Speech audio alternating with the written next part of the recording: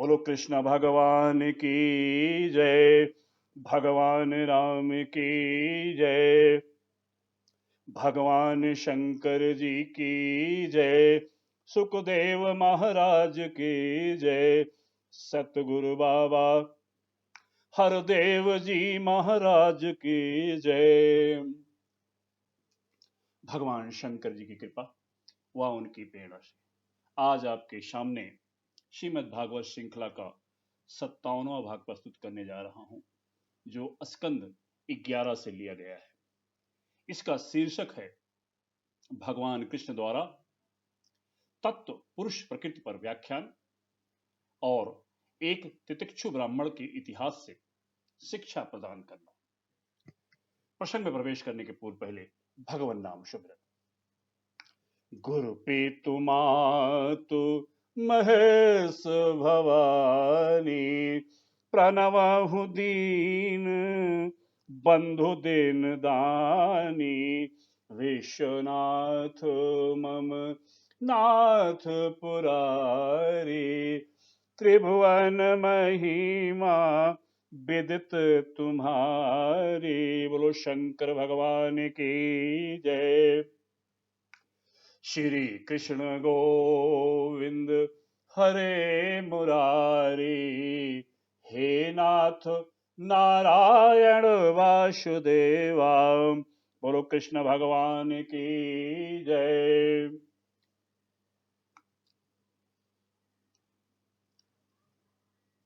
अनंत ब्रह्मांड नायक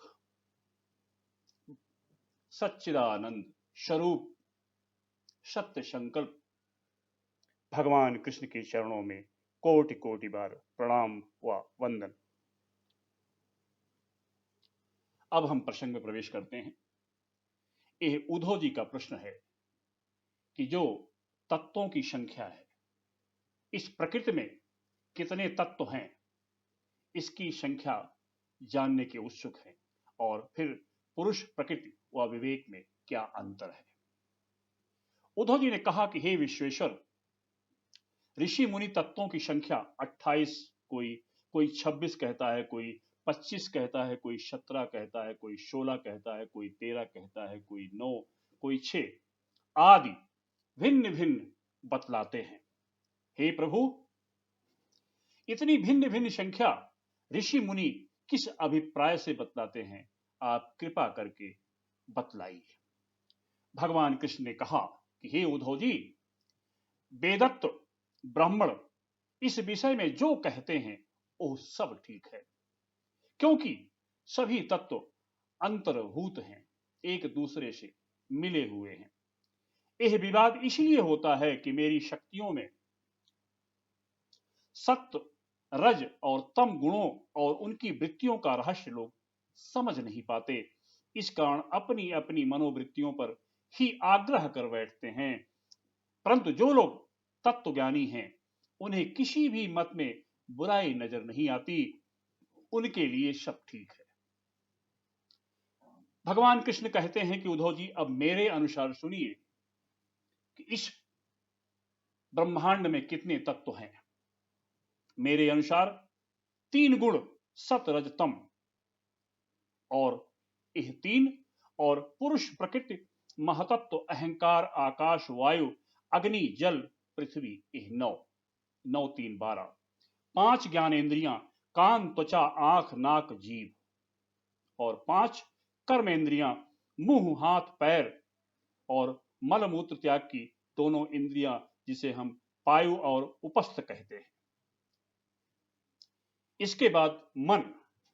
ज्ञानेंद्रियों के 5 विषय हैं, शब्द रस रूप रस गंध, सब मिलाकर के 28 हुए।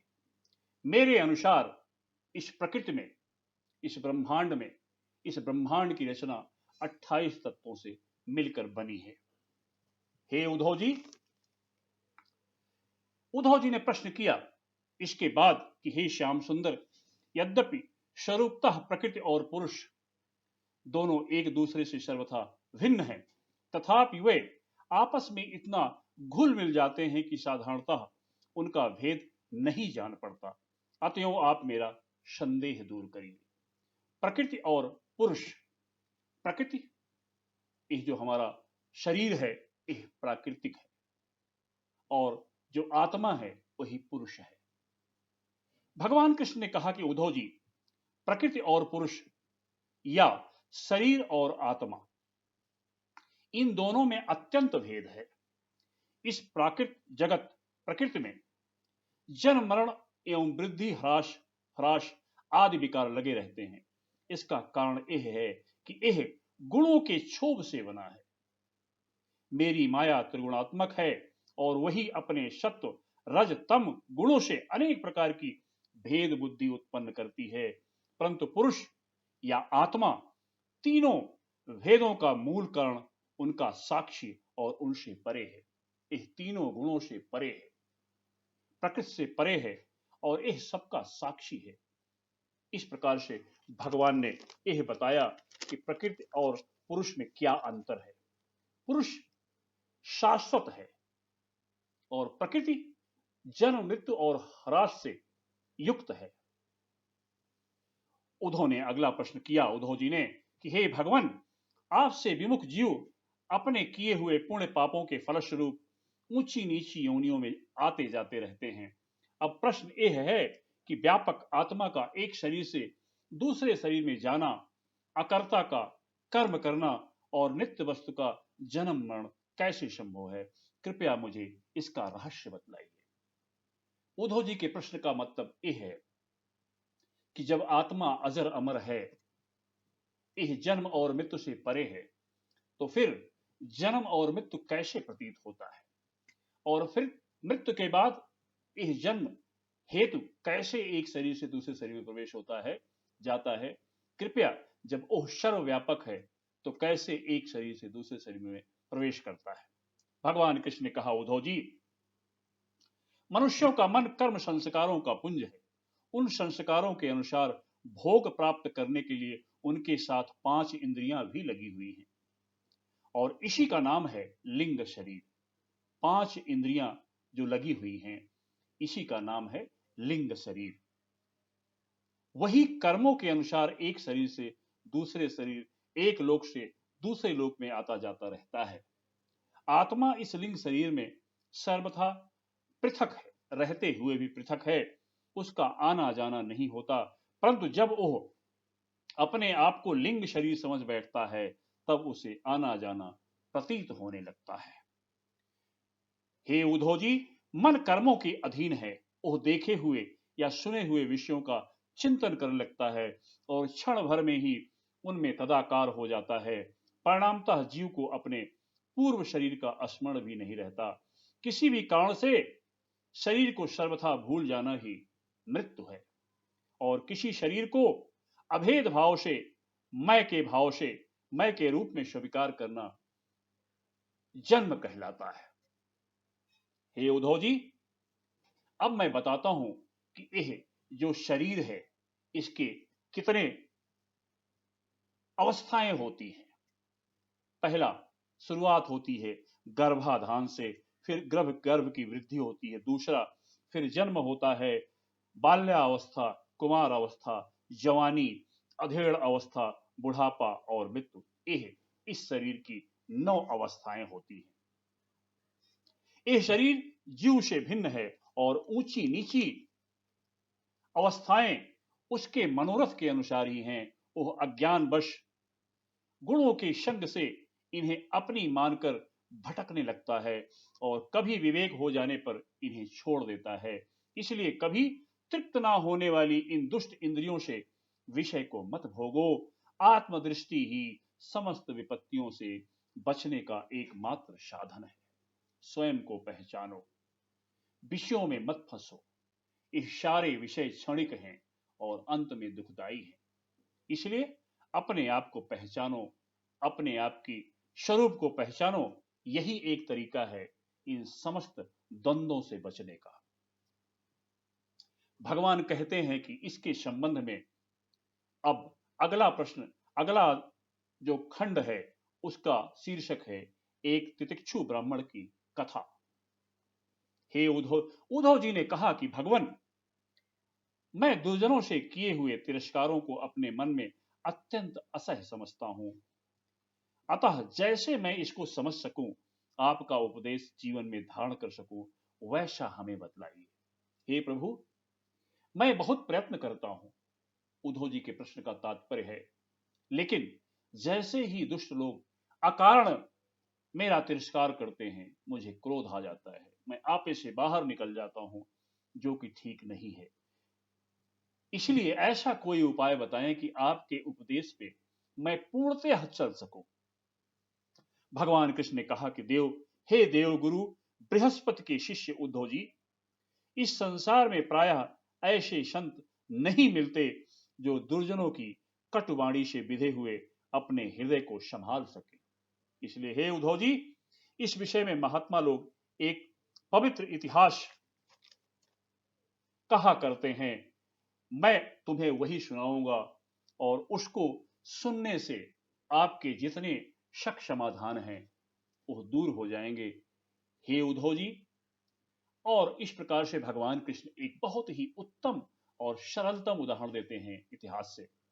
भगवान कहते हैं कि हे उद्धव, एक भिक्षुक को दुष्टों ने बहुत सताया था, उस समय भी उसने अपना धैर्य नहीं छोड़ा और उसे अपने पूर्व जन्म के कर्मों का फल समझकर कुछ अपने उद्गार प्रकट किए थे, उन्हीं का इस इतिहास में मैं आपके सामने वर्णन करने जा रहा हूं।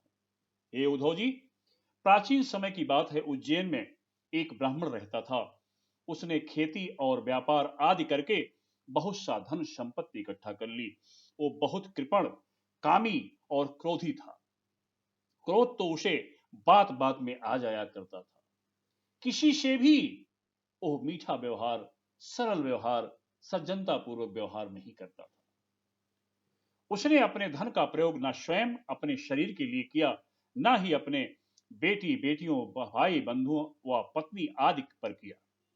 सभी लोग उसकी इस कृपणता पूर्व व्यवहार से अत्यंत दुखी थे और हमेशा उसके अनिष्ट का चिंतन मन ही मन किया करते थे कि यह कब मरेगा और शांति मिलेगी।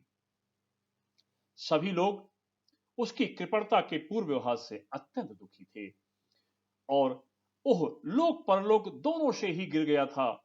उसने धन से ना तो धर्म कमाया और ना ही भोग भोगा।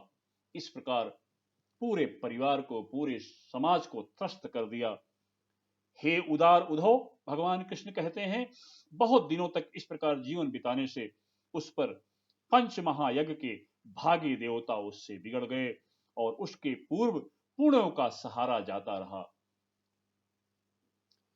जिस धन को उसने बड़े उद्योग और परिश्रम से इकट्ठा किया था, वह धन उसके सामने ही नष्ट और भ्रष्ट हो गया।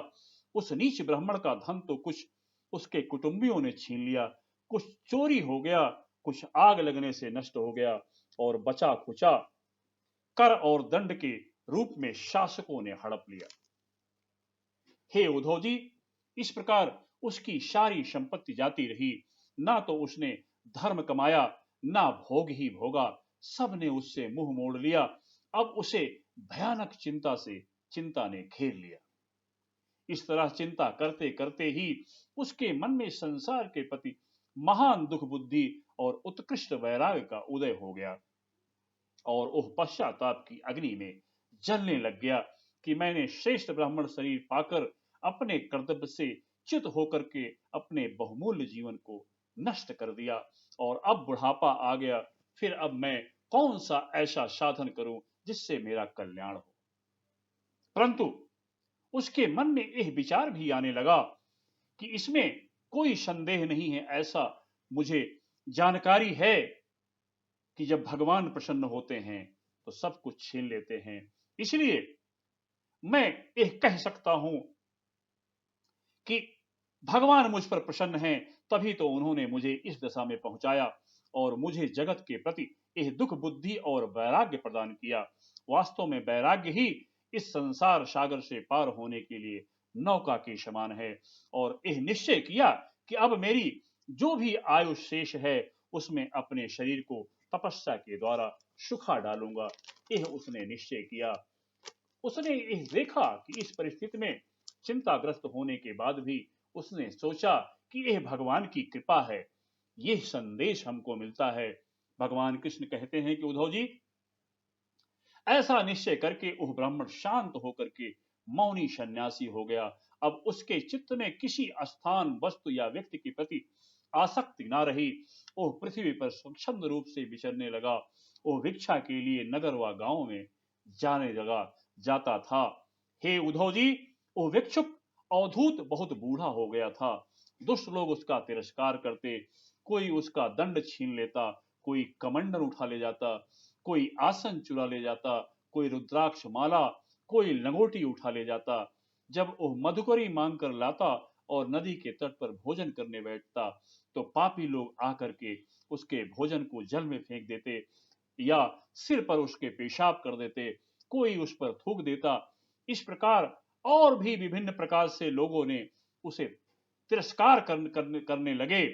वह सब चुपचाप सह लेता। उसे बुखार भी आता, पीड़ा भी होती, शरीर दंड भी आता, दैहिक पीड़ा भी होती, सब कुछ सहने लगा। कभी गर्मी सर्दी में दैवी कष्ट उठाना पड़ता, कभी दुर्जनों के द्वारा अपमान आदि से उसे भौतिक पीड़ा पहुंचती थी, परंतु भिक्षुक के मन में इससे कोई विकार नहीं हुआ। ओह समझता कि यह सब मेरे इस जन्म व पूर्व जन्म के कर्मों का फल है और इसे मुझे अवश्य भोगना पड़ेगा। और इस प्रकार निम्न प्रकार से अपना उद्गार प्रकट किया जा करता।